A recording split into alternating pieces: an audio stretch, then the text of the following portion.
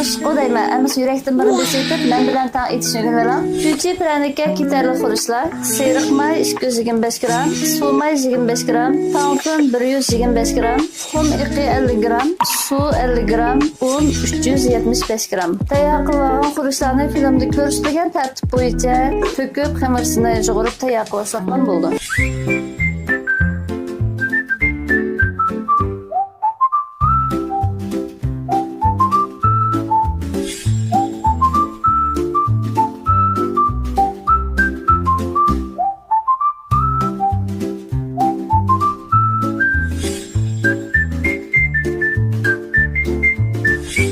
Xemirlarimiz tayyor bo'ldi.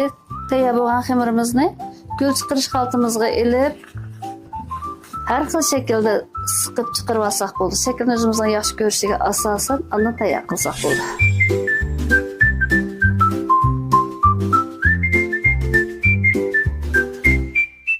Mana chiroyli siqib olgan chuchilarimizning ustiga o'zimiz yaxshi ko'rgan har xil murabbalarni mushu gullab siqib olsak bo'ldi. Shuni o'xshash qilib, meni bugun ishlatganim qarqatning murabbasi. Qarqat qilsanglarmi chiroyli chiqadi, yeyish bo'ldi. Mana tayyor qilgan chuchilarimizni oldin qizitib olgan duxovkamizga ostini 190, ustini 190 18 minut pishirib olsak ham bo'ldi. Mana chuchi praniklarimiz tayyor bo'ldi. Dasxonimizdan farmaz pishiriqlarimiz uzilmasin. Men farmaz pishiriqxonasidan Sajida ustam.